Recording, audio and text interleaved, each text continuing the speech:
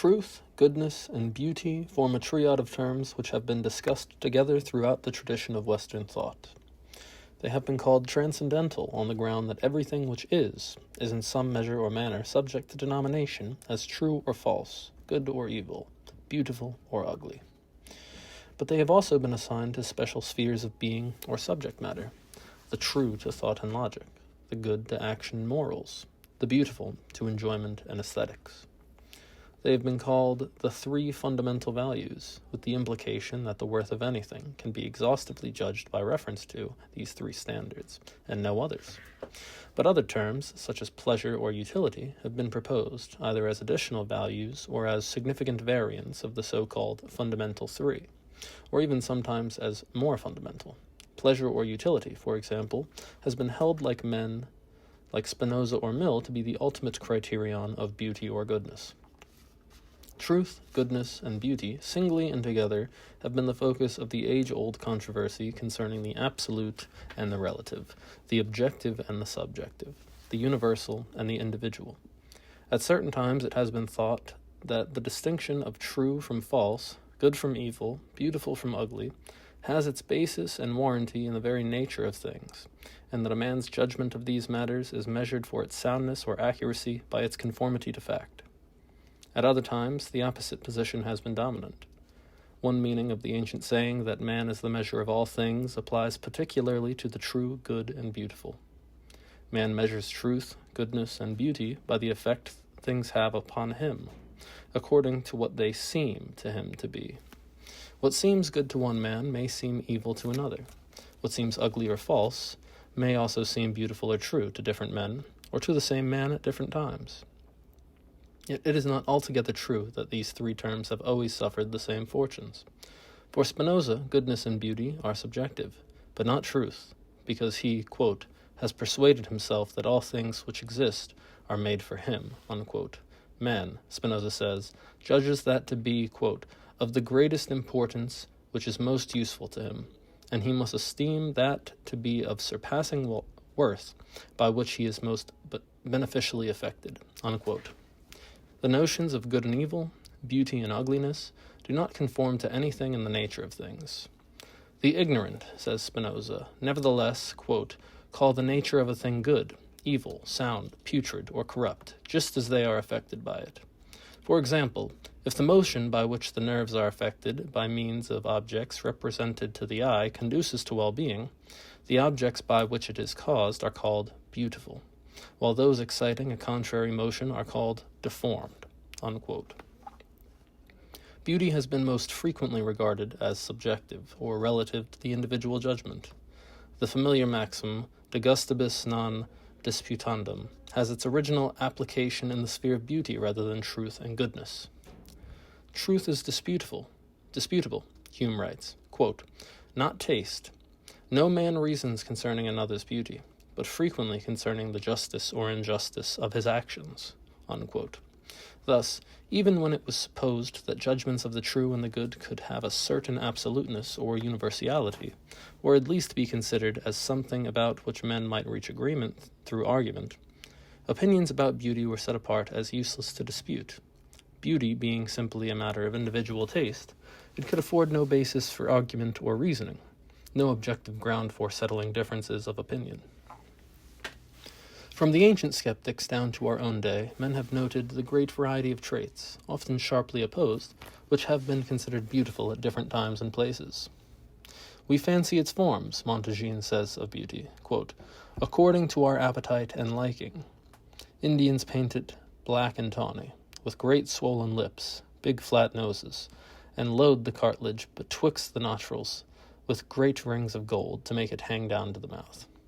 In Peru, the greatest ears are the most beautiful, and they stretch them out as far as they can by art. There are elsewhere nations that take great care to blacken their teeth, and hate to see them white. Elsewhere, people that paint them red. The Italians fashion beauty gross and massive, the Spaniards gaunt and slender.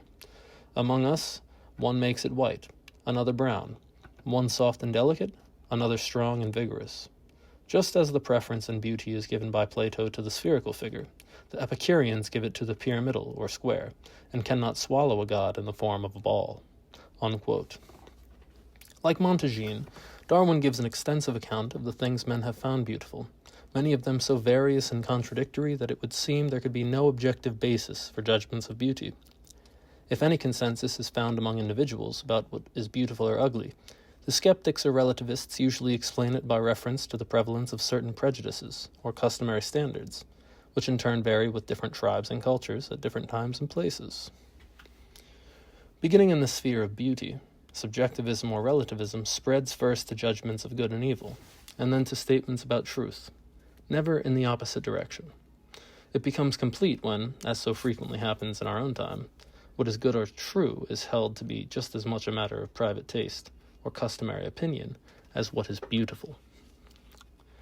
The problem of objectivity or subjectivity of beauty can, of course, be separated from similar problems with regard to truth and goodness. But any attempt to solve it will necessarily both draw on and bear on the discussion of these related problems. The degree to which the three problems must be considered interdependently is determined by the extent to which each of the three terms requires the context of the other two for its definition and analysis. Beauty is perhaps not definable in any strict sense of definition, but there have been, nevertheless, many attempts to state, with the brevity of definition, what beauty is. Usually notions of goodness, of correlative notions of desire and love, enter into the statement. Aquinas, for example, declares that the beautiful is the same as the good, and they differ in aspect only. The notion of good is that which calms the desire, while the notion of the beautiful is that which calms the desire, by being seen or unknown. This, according to Aquinas, implies that, quote, beauty adds to goodness a relation to the cognitive faculty, so that good means that which simply pleases the appetite, while the beautiful is something pleasant to apprehend, unquote. Because of its relation to the cognitive power, Aquinas defines the beautiful as, quote, that which pleases upon being seen, unquote. Id quod vicium placet. Hence, he continues, quote, beauty consists in due proportion, for the senses delight in things duly proportioned, because the sense too is a sort of reason, as is every cognitive power, unquote. The pleasure or delight involved in the perception of beauty belongs to the order of knowing rather than to desire or action. The knowing, furthermore, seems to be different from that which is proper to science, for it is concerned with the individual thing rather than with universal natures, and it occurs intuitively or contemplatively rather than by judgment and reasoning. There is a mode of truth peculiar to the beautiful, and as well as a special kind of goodness. Fully to understand what Aquinas is saying about beauty, we are required to understand his theory of goodness and truth. But enough is immediately clear to give meaning to Eric Gill's advice to those who are concerned with making things beautiful. Quote, look after goodness and truth, he says, and, quote, beauty will take care of herself, unquote.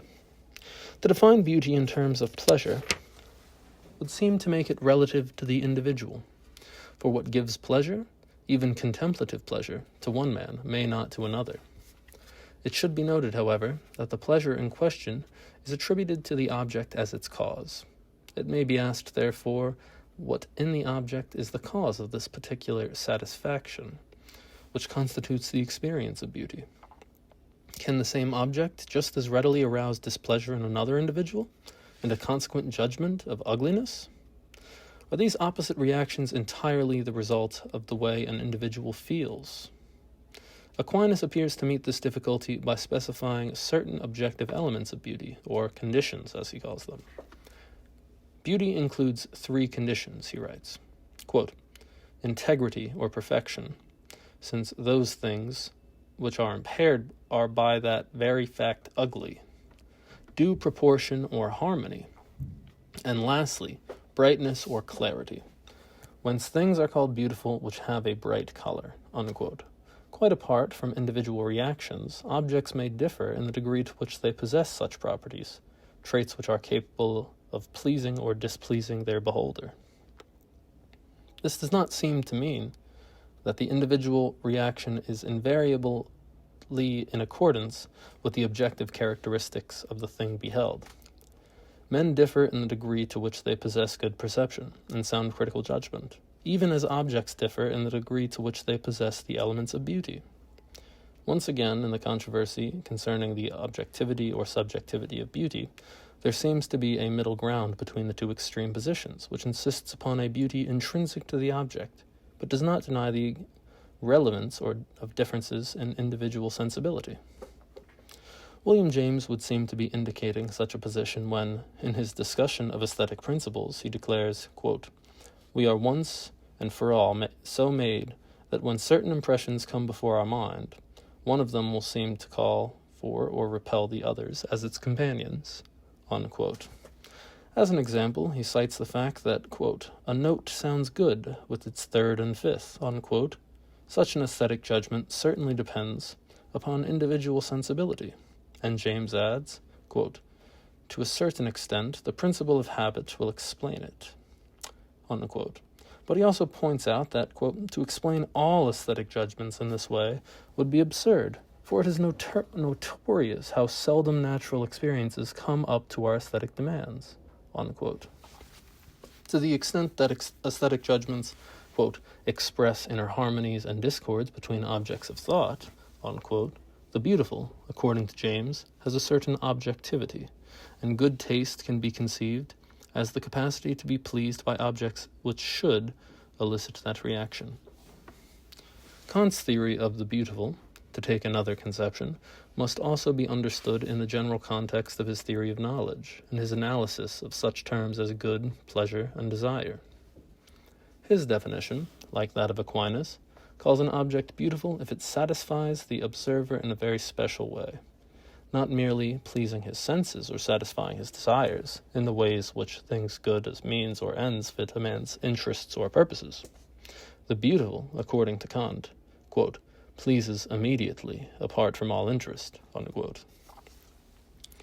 The pleasure that results from its contemplation, quote, "may be said to be the one and only disinterested and free delight, for with it no interest, whether of sense or reason, extorts approval," unquote. The aesthetic experience is for Kant also unique in that its judgment, quote, "is represented as universal," in other words, valid for every man, unquote. Yet at the same time it is, quote, "incognizable by means of any universal concept," unquote. In other words, quote, "all judgments of taste are singular judgments," unquote.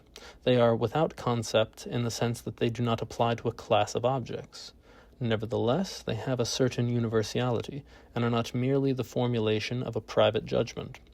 When, quote, "we call the object beautiful," unquote, Kant says, quote, "we believe ourselves to be speaking with a universal voice and lay claim to the concurrence of everyone, whereas no private sensation would be decisive except for the observer alone and his liking," unquote. In saying that aesthetic judgments have subjective, not objective, universality, and in holding that the beautiful is the object of a necessary satisfaction, Kant also seems to take the middle position, which recognizes the subjectivity of the aesthetic judgment, without denying that beauty is somehow an intrinsic property of objects. With regard to its subjective character, Kant cites Hume to the effect that, quote, "although critics are able to reason more plausibly than cooks, they must still share the same fate," unquote. The universal character of the aesthetic judgment, however, keeps it from being completely subjective, and Kant goes to some length to refute this notion that in matters of the beautiful one can seek refuge in the adage that, quote, "everyone has his own taste," unquote. The fact that the aesthetic judgment requires universal assent, even though the universal rule on which it is based cannot be formulated, does not, of course, preclude the failure of the object to win such assent for many individuals. Not all men have good taste, or, having it, have it to the same degree. The foregoing considerations, selective rather than exhaustive, show the connection between definitions of beauty and the problem of aesthetic training.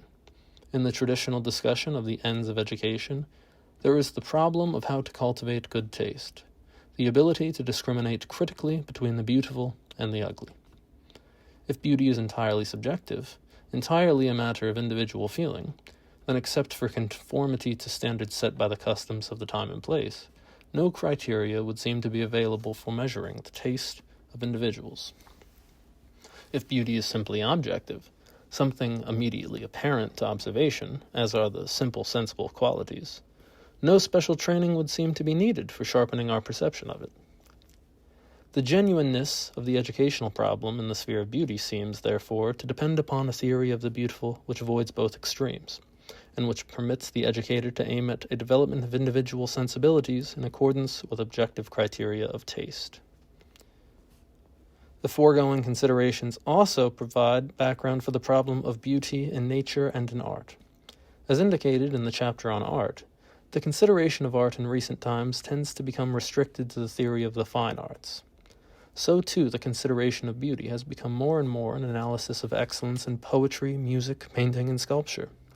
In consequence, the meaning of the word aesthetic has progressively narrowed, until now it refers almost exclusively to the appreciation of works of fine art, where before it connoted any experience of the beautiful, in the things of nature as well as in the works of man.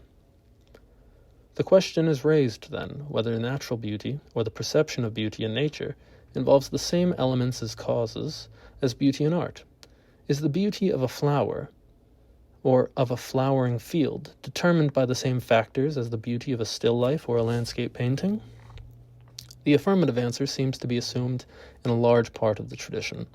In his discussion of the beautiful in the Poetics, Aristotle explicitly applies the same standards to both nature and art. To be beautiful, he writes, quote, "A living creature, and every whole made up of parts, must not only present a certain order in its arrangement of parts, but also be of a certain magnitude." Aristotle's notion that art imitates nature indicates a further relation between the beautiful in art and nature.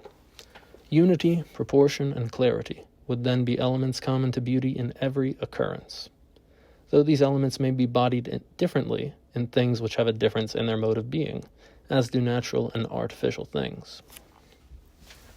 With regard to the beauty of nature and of art, Kant tends to take the opposite position. He points out that, quote, "the mind cannot reflect on the beauty of nature without at the same time finding its interest engaged," unquote. Apart from any question of use that might be involved, he concludes that the interest aroused by the beautiful in nature is, quote, "akin to the moral," unquote, particularly from the fact that, quote, "nature, in her beautiful products, displays herself as art, not as a mere matter of chance, but, as it were, designedly, according to a law-directed arrangement," unquote. The fact that natural things and works of art stand in a different relation to purpose or interest is for Kant an immediate indication that their beauty is different. Their susceptibility to disinterested enjoyment is not the same. Yet for Kant, as for his predecessors, nature provides the model or archetype which art follows, and he even speaks of art as, quote, imitation, unquote, of nature. The Kantian discussion of nature and art moves into another dimension when it considers the distinction between the beautiful and the sublime. We must look for the sublime, Kant says, quote, "not in works of art, nor yet in things of nature, that in their very concept import a definite end, for example, animals of a recognized natural order, but in rude nature merely as involving magnitude," unquote.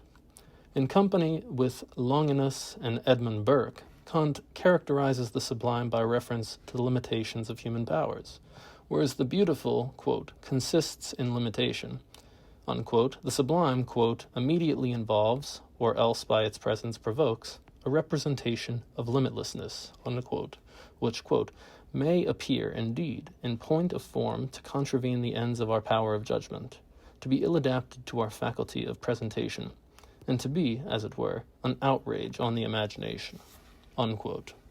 Made aware of his own weakness, man is dwarfed by nature's magnificence. But at that very moment he is also elevated by realizing his ability to appreciate that which is so much greater than himself. This dual mood signals man's experience of the sublime. Unlike their enjoyment of beauty, it is neither disinterested nor devoid of moral tone. Truth is usually connected with perception and thought, the good with desire and action. Both have been related to love, and in different ways to pleasure and pain. All these terms naturally occur in the traditional discussion of beauty. partly by way of definition, but also partly in the course of considering the faculties engaged in the experience of beauty. Basic here is the question of whether beauty is an object of love or desire. The meaning of any answer, of course, will vary with different conceptions of desire and love.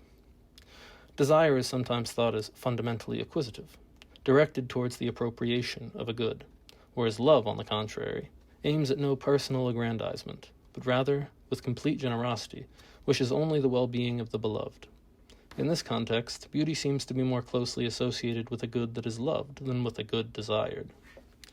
Love, moreover, is more akin to knowledge than it is desire. The act of contemplation is sometimes understood as a union with the object through both knowledge and love. Here again, the context of meaning favors the alignment of beauty with love, at least for theories which make beauty primarily an object of contemplation.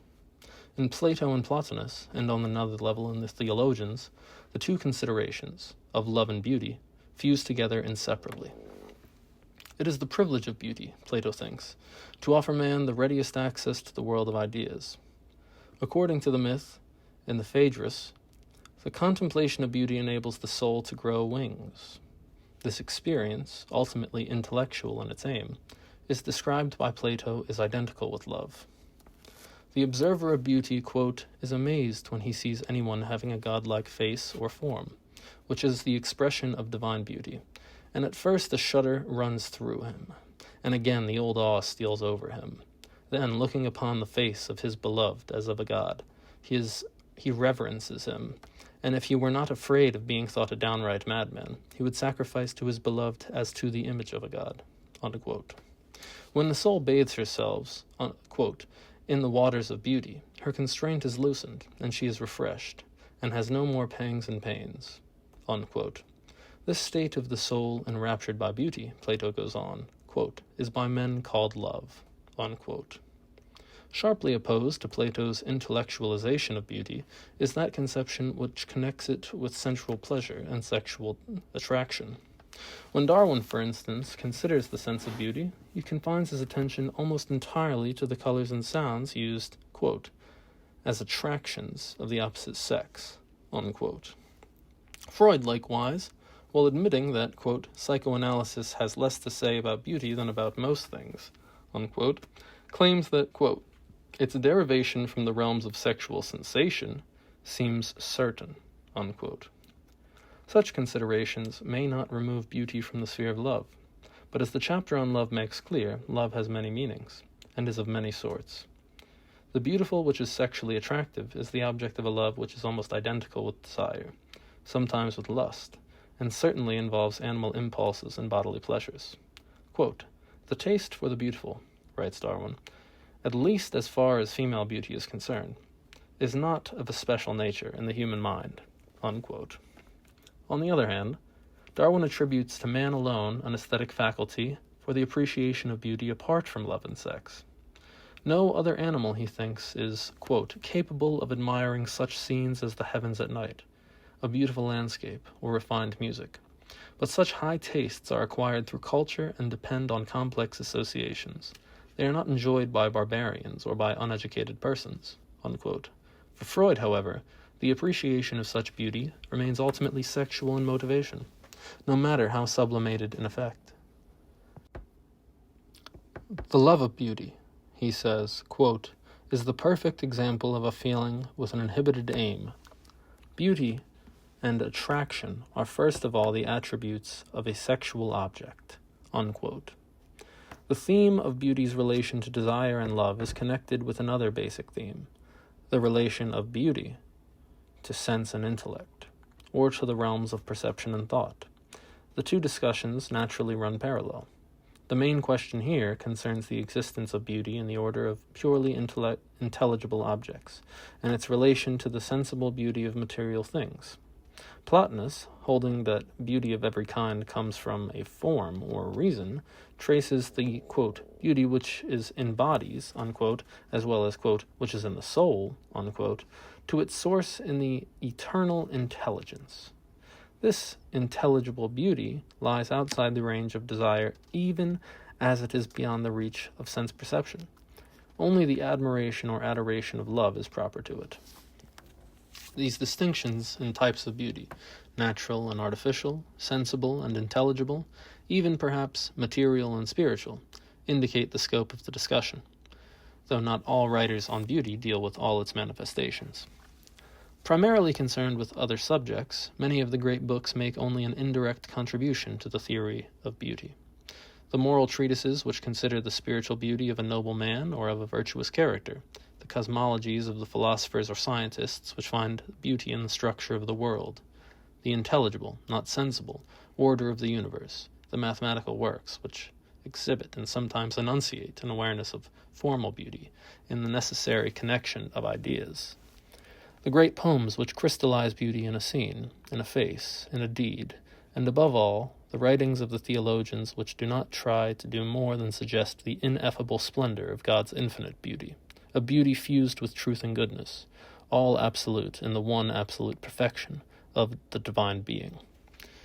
The divine goodness, observes Dante, quote, which from itself spurns all envy, burning in itself so sparkles that it displays the eternal beauties, unquote.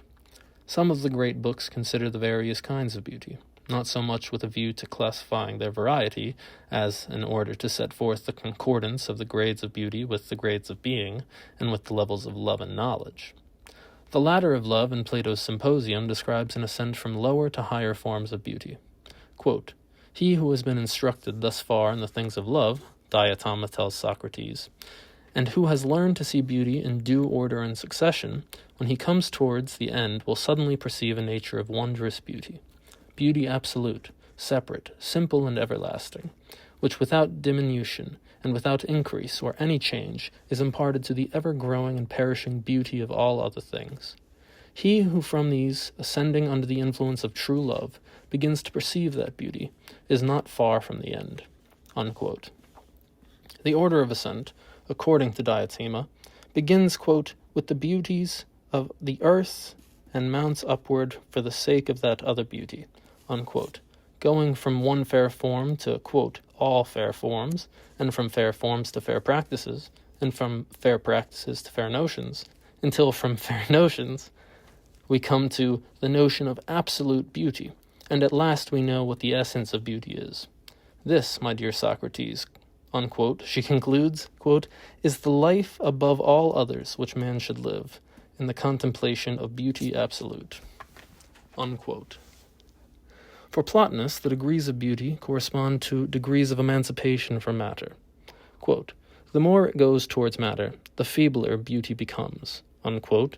A thing is ugly only because, quote, not dominated by a form and reason, the matter has not been completely informed by the idea, unquote. If a thing could be completely, quote, without reason and form, unquote, it would be, quote, absolute ugliness, unquote. But whatever exists possesses form and reason to some extent, and has some share of the effulgent beauty of the one, even as it has some share through emanation of its overflowing being. The grades of beauty, as of being, signify the remotion of each thing from its ultimate source. Even separated from a continuous scale of beauty, the extreme terms, the beauty of God, and the beauty of the least finite things, have similitude for a theologian like Aquinas. The word visum, in his definition of the beautiful, id quod visum placet, meaning that which pleases upon being seen, is the word used to signify the type of supernatural knowledge promised to the souls of the blessed.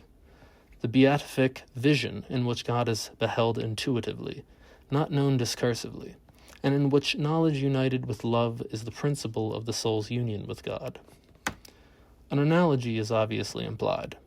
In this life and on the natural level, every experience of beauty, in nature or art, in sensible things or ideas, occasions something like an act of vision, a moment of contemplation, of enjoyment detached from desire or action, and clear without the articulations of analysis or the demonstrations of reason.